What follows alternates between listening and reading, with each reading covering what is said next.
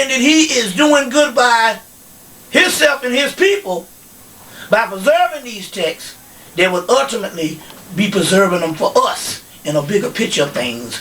And this is the way that we kept certain amount of knowledge on the planet moving. You see what I'm saying? Even when we were too sick to maintain our own information, we use the custodians, which happened to be at that particular time the enemy, to preserve our stuff while we were in a stupor state, so that we would have this particular information when we would come out of our sleep and is ready to regain and attain our knowledge.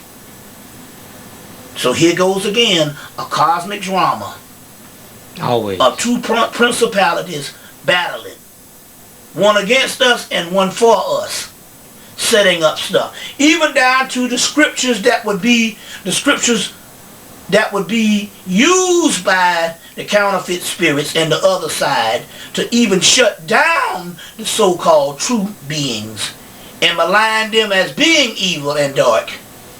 There would also be manipulation from the dark side or the true side, manipulating scriptures also in the same books, so that we could also find in the popular texts of later that would malign the dark side, we would also find things contrary to that in the same books.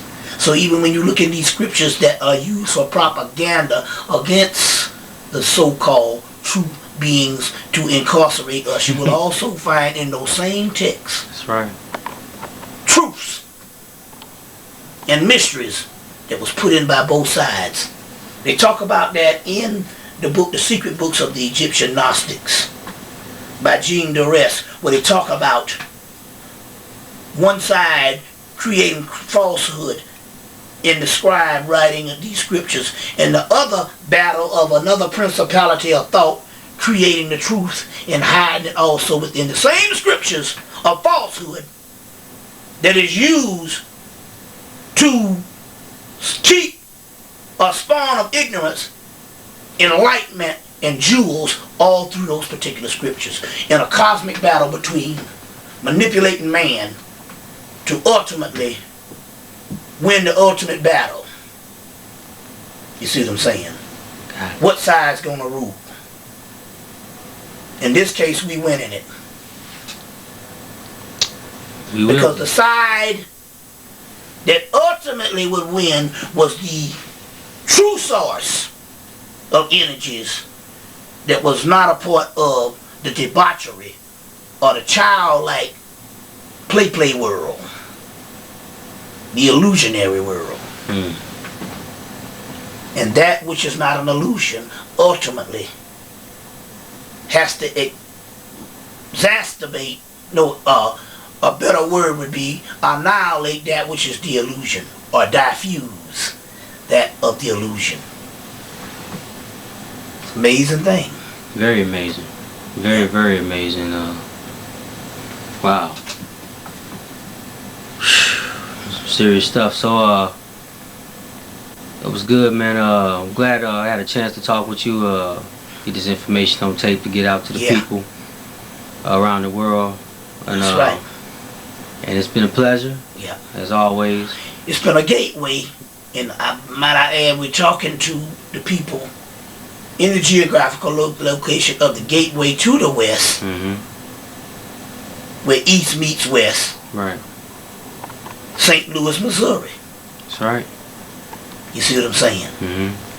Which is a gateway. Okay.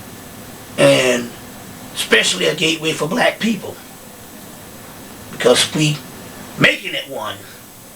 If other forces had some other aspect of the expansion of the Western white man in Manifest Destiny, little does he know that that was also the divine cosmic plot of the original Camite people to even name the god Osiris the Great Westerner. Wow. It all comes together. Yep. The mystery unfolds. That's right. The mystery unfolds. Yeah. All right. It's truly been a blessing to come. And this whole 3 or 4 days, it's been more of a festival. You see what I'm saying? Mm-hmm. Or a summit. Mm-hmm. You see. In building the capstone that would ultimately create the plateau of our rise, which is being, as we speak, put together and finalized and completed in the other world, in the other dimension that ultimately will be our home. You see what I'm saying? As we talk, they're working day and night to put this thing together. And we are only reporting good news because the long fight has already been done, because just as I've been doing research to understand, you see what I'm saying? Right.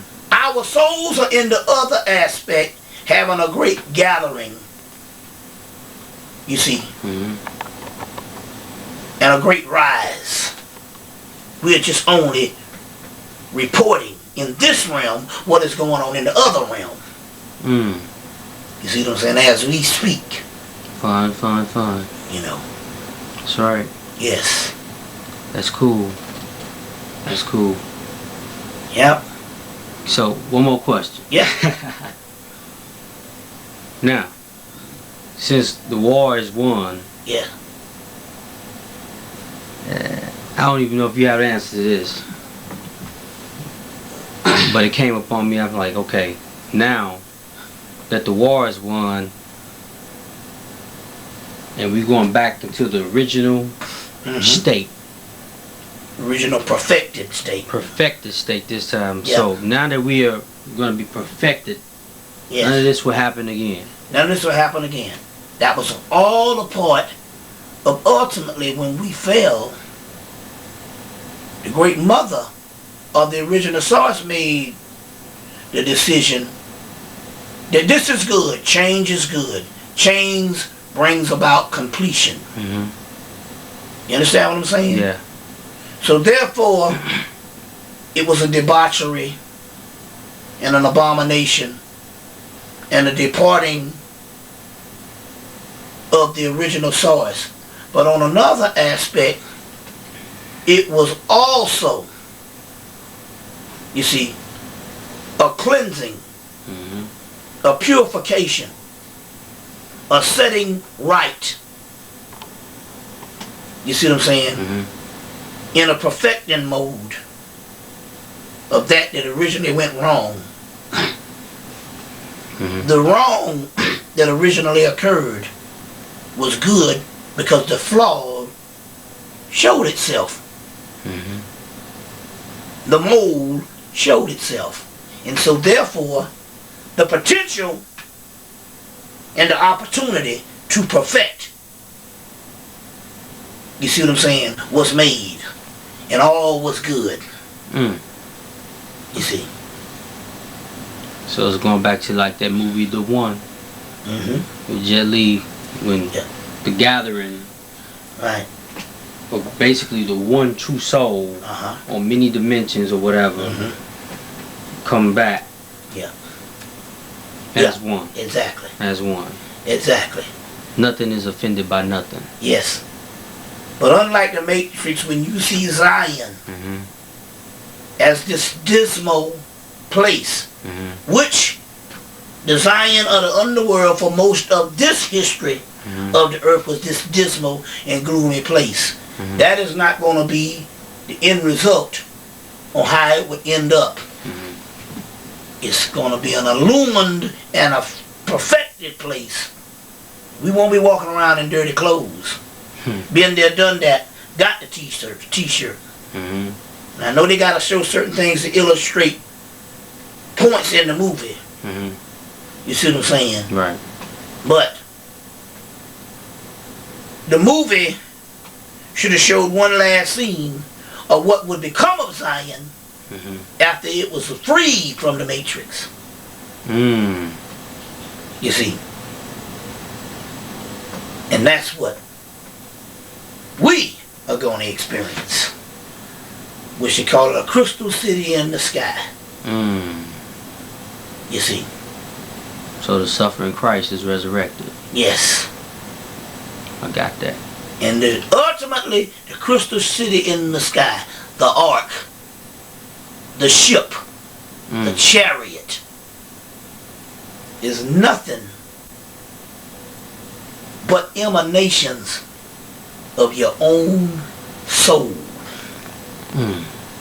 That's what the ships really are. Wow.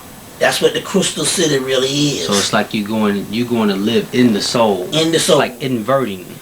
The soul itself will be its own essence. Wow. You see. Wow. So there's no way that you cannot get on this ship because you are the ship.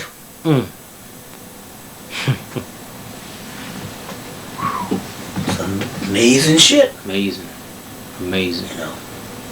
Wow. And why wouldn't it be as beautiful for us? God knows we suffered. You see what I'm saying? To witness and be a part of this damn beautiful tale. And the end result. You see. Yeah. Thank you very much. I'm telling you. Appreciate it. Awesome. Yep. Appreciate you. All right. All right. Signing off, Brother Bobby Hemmitt.